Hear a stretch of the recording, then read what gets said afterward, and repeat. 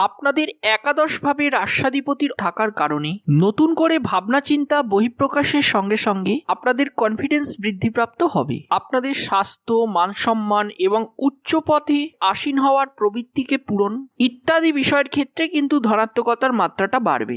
নবমে নবমপতি থাকার কারণে আপনাদের ভাগ্যোন্নতি হতে পারে।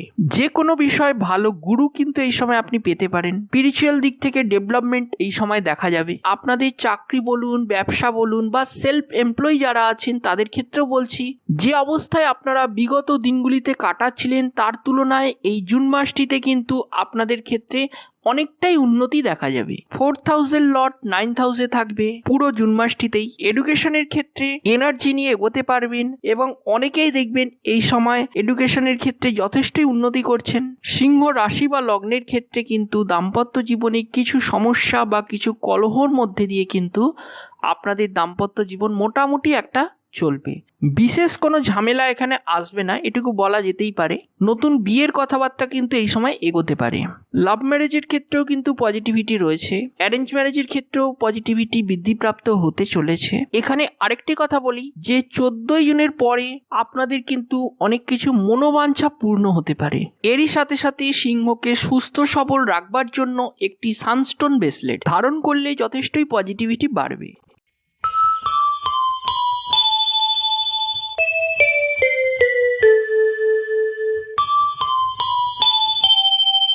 নমস্কার, ভাগ্যজগতের পক্ষ থেকে আমি কৌশিক আপনাদের সকলকেই জানাই স্বাগত। আজকের আলোচ্য বিষয় জুন মাস 2024 সিংহ রাশি, অর্থাৎ সিংহ রাশির মানুষদের ক্ষেত্রে এই 2024-এর জুন মাসটি কেমন যেতে চলেছে সে বিষয়ে আজকে বিস্তারিত আলোচনা করব এবং তারই সাথে থাকছে কিছু প্রতিকার বা রেমেডি। সিংহ রাশির ক্ষেত্রে বর্তমানে কয়েকটি সংযোগ অতীব মাত্রায় শুভ এবং সেই সংযোগগুলির মধ্যে প্রথমেই বলবো দশমী দেবগুরু বৃহস্পতির অবস্থান এবং এরই সঙ্গে আপনাদের নবম ভাবে নবমপতি অবস্থান করবে। নবমপতি নবমে এখানে শুভ ফল দেবে এবং দশমী দেবগুরু বৃহস্পতির অবস্থান, এরই সাথে আপনাদের দশমে দশমপতিরও অবস্থান, যেটি আপনাদের ক্ষেত্রে বেশ পজিটিভিটি দেবে। আবার এরই সঙ্গে থাকছে আপনাদের একাদশপতি একাদশী, এই সংযোগটি কিন্তু আপনাদের ক্ষেত্রে যথেষ্টই শুভ।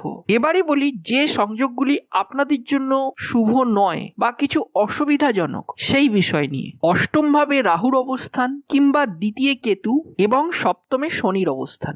যদিও আপনাদের সপ্তমপতি সপ্তমেই থাকছে, কিন্তু তবুও শনি আপনাদের সপ্তমপতি হয় সপ্তমে থাকার কারণে শনি যেহেতু নৈসর্গিক অশুভ গ্রহ, তার কিছুটা প্রভাব কিন্তু আপনাদের সপ্তম ভাবের উপর পড়তে দেখা যাবে। তবে সার্বিক দিক থেকে দেখতে গেলে শনি যেহেতু আপনাদের সপ্তমপতি হয়ে সপ্তমে অবস্থান করছে, সেই জন্য মোটামুটি ভালোই ফল পাবেন আপনারা। তবে কিছু অসুবিধার মধ্যে দিয়ে আপনারা ভালো ফল অবশ্যই পাবেন, এটুকু বলা যেতেই পারে।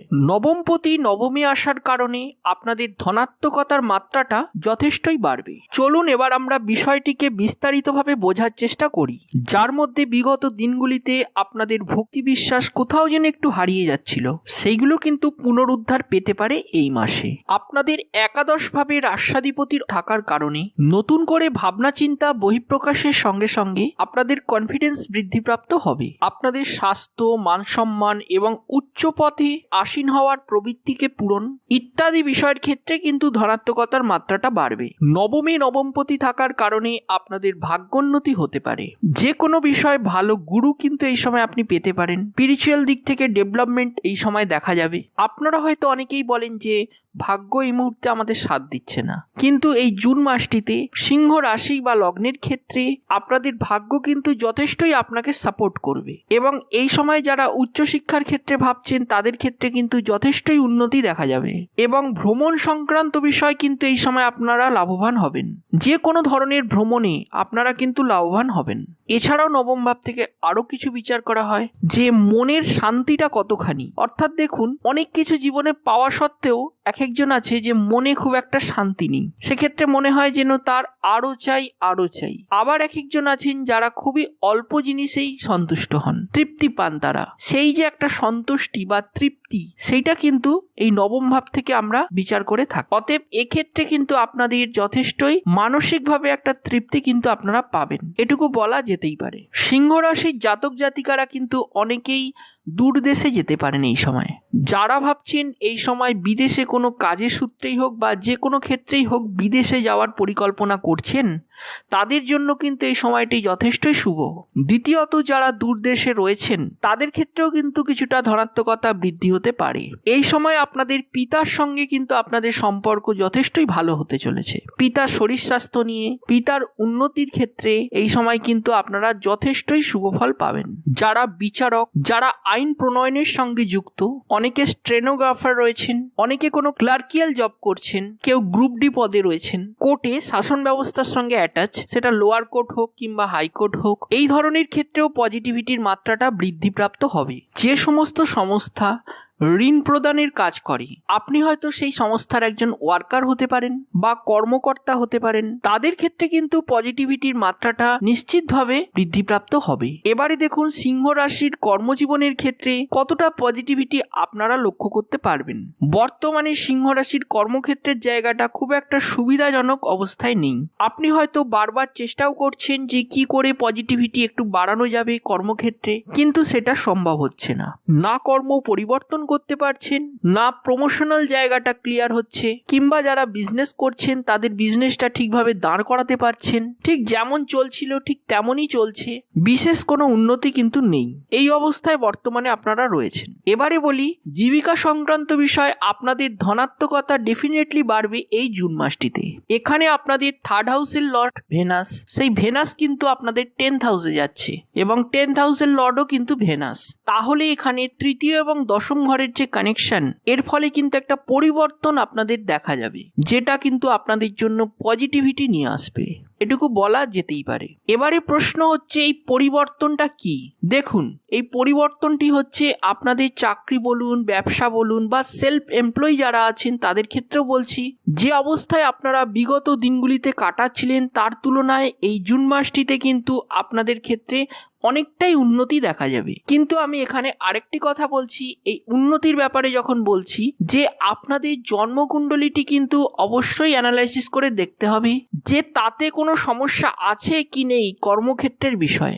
যদি কোনো সমস্যা না থাকে তাহলে তো কোনো কথাই নেই, পজিটিভিটি অবশ্যই এখানে দেখা যাবে। আর যদি ধরুন আপনাদের জন্মকুণ্ডলীর দশম ভাব, ষষ্ঠ ভাব, এই ভাবগুলির কিছু সমস্যা থাকে, তার সঙ্গে দ্বিতীয় ভাব, একাদশ ভাব, এই ভাবগুলির মধ্যে কিছু প্রবলেম থাকে, তাহলে কিন্তু আপনাদের কর্মক্ষেত্রে খুব একটা পজিটিভিটি না হলেও গোচরটি যথেষ্ট শুভ হওয়ার কারণে কিছুটা হলেও কিন্তু আপনারা পজিটিভ ফল পাবেন, এটুকু বলা যেতেই পারে। এক্ষেত্রে আমি আরেকটি কথা বলবো যে দেখুন, দশম ভাব হচ্ছে কর্মস্থান, ষষ্ঠ ভাব হচ্ছে আমাদের চাকরি স্থান, সপ্তম ভাব হচ্ছে আমাদের বিজনেস স্থান বা ব্যবসা স্থান। জন্মকুণ্ডলিতে যদি এই ভাবগুলি শুভ অবস্থায় থাকে তাহলে সেক্ষেত্রে এই দিকগুলিতে উন্নতি অবশ্যই দেখা যাবে। কিন্তু এবারে ধরুন আমরা চাকরি বলুন, ব্যবসা বলুন, এগুলো করি কেন? অর্থ ইনকামের জন্য। এবার অর্থ ইনকামের ভাবটিও দেখতে হবে যে আপনারা যে পরিমাণ কর্ম করছেন সেই পরিমাণ আপনারা আউটপুট পাচ্ছেন কিনা, অর্থাৎ এখানে আপনাদের সেই পরিমাণ অর্থ ইনকাম হচ্ছে কিনা, সেইটি দেখার জন্য আপনাদেরকে দেখতে হবে আপনাদের দ্বিতীয় ভাবটি কেমন আছে এবং তারই সঙ্গে দেখতে হবে আপনাদের একাদশ ভাবটি কেমন অবস্থায় রয়েছে বা সেই ঘরের লর্ড কেমন অবস্থায় রয়েছে। এইগুলি পুঙ্খানুপুঙ্খ বিচার করে কিন্তু আপনারা জন্মকুণ্ডলীটি আগে ভালো করে অ্যানালাইসিস করে নিতে পারেন এবং তার সঙ্গে এবার গোচরের যে ফলটি আছে সেটাও আপনারা মিলিয়ে কিন্তু সার্বিক একটি ফল আপনারা পাবেন। এই কথাগুলি বলার কারণ হচ্ছে আপনারা এর আগে অনেকেই কমেন্টস করেছেন যে দাদা আপনি এটা বলেছেন কিন্তু হলো না, তার মানে এই জ্যোতিষ সাবজেক্টটি ভুল বা মিথ্যে। দেখুন, জ্যোতিষ সাবজেক্টটি কিন্তু একটা সায়েন্স বলতে পারেন। এই মাসটিতে সিংহ রাশির ক্ষেত্রে অনেকের ক্ষেত্রে প্রতিপত্তি বৃদ্ধি হতে পারে, সম্পদ বৃদ্ধির সম্ভাবনা বাড়ছে, বিদ্যাজনিত যশ বৃদ্ধির সম্ভাবনা রয়েছে, চাকরি পরিবর্তনের সুযোগ বাড়বে এবং চাকরির ক্ষেত্রে নতুন কোনো অফার পেতে পারেন, আবার অনেকে নতুন কোনো জব পেতে পারেন। আপনারা জানেন যে 10th হাউস থেকে আমরা কর্ম দেখি এবং আপনাদের 10th-এর লটকে না শুক্র, অতএব শুক্রের যে সমস্ত কাজ রয়েছে বা পেশা রয়েছে সেই সমস্ত কাজে কিন্তু আপনাদের একটু বেটারমেন্ট দেখতে পাওয়া যাবে। যারা সুগন্ধি দ্রব্যের ব্যবসা করছেন, যারা প্রসাধন সামগ্রীর ব্যবসা করছেন, যারা স্বর্ণ ব্যবসায়ী রয়েছেন, যারা রঙের কাজ করেন, রত্ন নিয়ে যারা কাজ করছেন এবং খাদ্যদ্রব্য বিক্রেতা যারা রয়েছেন, আবার অনেকে নানান ধরনের শিল্পমূলক কাজ অর্থাৎ নানা রকম কারুকার্যের কাজে যারা রয়েছেন, আবার অনেকে চিত্রাঙ্কনের সঙ্গে যুক্ত রয়েছেন কিংবা সাজসজ্জা রিলেটেড কাজের সঙ্গে যুক্ত, যারা ফটো বা মিডিয়া রিলেটেড কোনো কাজের সঙ্গে যুক্ত রয়েছেন, তাদের ক্ষেত্রে কিন্তু ধনাত্মকতা বাড়বে। বাড়বে। চিত্র অভিনেতা যারা রয়েছেন, কেমিক্যাল ব্যবসায়ী যারা রয়েছেন, তাদের ক্ষেত্রে পজিটিভিটির মাত্রাটা কিন্তু বৃদ্ধিপ্রাপ্ত হবে। যারা চিকিৎসা বিদ্যার সঙ্গে যুক্ত বা চিকিৎসক যারা রয়েছেন, তাদের ক্ষেত্রে কিন্তু ধনাত্মকতার মাত্রাটা বাড়বে। যারা আইন সংক্রান্ত বিষয়ের সঙ্গে যুক্ত রয়েছেন, যারা বিজ্ঞানের কাজে ব্রতী হয়েছেন, তাদের ক্ষেত্রে কিন্তু উন্নতি দেখা যাবে। এবারে আসি এডুকেশনের ব্যাপারে। 4th হাউসের লর্ড 9th হাউসে থাকবে পুরো জুন মাসটিতেই। এডুকেশনের ক্ষেত্রে এনার্জি নিয়ে এগোতে পারবেন এবং অনেকেই দেখবেন এই সময় এডুকেশনের ক্ষেত্রে যথেষ্টই উন্নতি করছেন। অনেকেই দেখবেন ভালো জায়গায় চান্স পাচ্ছে। অনেকে ভাবছেন পিএইচডি করবেন বা পোস্ট ডক্টরেট করবেন, তাদের ক্ষেত্রে কিন্তু যথেষ্টই শুভ সময় আসছে। এবারে আসি আপনাদের বিবাহিত জীবনের ক্ষেত্রে। যাদের দাম্পত্য জীবনে কিছু কলহ সমস্যা রয়েছে, সিংহ রাশি বা লগ্নের ক্ষেত্রে কিন্তু দাম্পত্য জীবনে কিছু সমস্যা বা কিছু কলহর মধ্যে দিয়ে কিন্তু আপনাদের দাম্পত্য জীবন মোটামুটি একটা চলবে। বিশেষ কোনো ঝামেলা এখানে আসবে না, এটুকু বলা যেতেই পারে। নতুন বিয়ের কথাবার্তা কিন্তু এই সময় এগোতে পারে। লাভ ম্যারেজের ক্ষেত্রেও কিন্তু পজিটিভিটি রয়েছে। অ্যারেঞ্জ ম্যারেজের ক্ষেত্রেও পজিটিভিটি বৃদ্ধিপ্রাপ্ত হতে চলেছে। এখানে আরেকটি কথা বলি যে 14 জুনের পরে আপনাদের কিন্তু অনেক কিছু মনোবাঞ্ছা পূর্ণ হতে পারে। কারণ এই কথা বলছি যে আপনাদের একাদশপতি একাদশে আসছে, যার কারণে আপনাদের যে ইচ্ছাগুলি রয়েছে সেগুলি কিন্তু পূরণ হতে চলেছে। তবে এখানে আমি আবার একটা কথা বলবো, ইচ্ছা মানে কিন্তু যে কোনো কাল্পনিক ইচ্ছা সেটা নয়, যেটা বাস্তবে সম্ভব এমন কিছু ইচ্ছা যেগুলো বাস্তবে করা সম্ভব, সেই ইচ্ছা কিন্তু আপনাদের ক্ষেত্রে পূর্ণ হবে। প্রেমের ক্ষেত্রেও কিন্তু এই সময় আপনাদের একটা পজিটিভ ভাইব্রেশন রয়েছে। এবারে আসি প্রতিকার সংক্রান্ত আলোচনায়। রাহু এবং কেতুর সমস্যার কারণে মৃত্যুঞ্জয় মন্ত্র জপ আপনাদের জন্য যথেষ্টই শুভ। দ্বিতীয় কেতু আপনাদের এই রিলেশনগুলিকে ডিস্টার্ব করবার চেষ্টা করবে এবং অর্থনৈতিক সমস্যা দেবে। সেই কারণে আমরা ব্যবহার করব একটি লাভা ব্রেসলেট। এরই সাথে সাথে সিংহকে সুস্থ সবল রাখবার জন্য একটি সানস্টোন ব্রেসলেট ধারণ করলে যথেষ্টই পজিটিভিটি বাড়বে। তাহলে আজকের আলোচনা আর দীর্ঘায়িত করব না, দেখা হচ্ছে পরবর্তী এপিসোডে। এবং একটি ছোট্ট রিকোয়েস্ট, আমার সঙ্গে থাকুন, অর্থাৎ ভাগ্য জগতের সঙ্গে থাকুন এবং অনেক বেশি বেশি করে সাবস্ক্রাইব করুন এই ভাগ্য জগৎ চ্যানেলটিকে। এবং আমার এই ভিডিওটি যদি ভালো লেগে থাকে তবে ভিডিওটিকে লাইক করতে ভুলবেন না এবং আপনাদের আপনজনদের কাছে শেয়ার করতে ভুলবেন না, যাতে তারাও এই ভিডিওটি থেকে উপকার পায়। এবং আপনারা ভবিষ্যতে কি ধরনের ভিডিও দেখতে চান বা পছন্দ করেন সে বিষয়ে আমাকে কমেন্টস করে অবশ্যই জানাবেন। আমি চেষ্টা করব আপনাদের এই পছন্দ বিষয়গুলির উপর ভিডিও বানাতে। নমস্কার, ধন্যবাদ।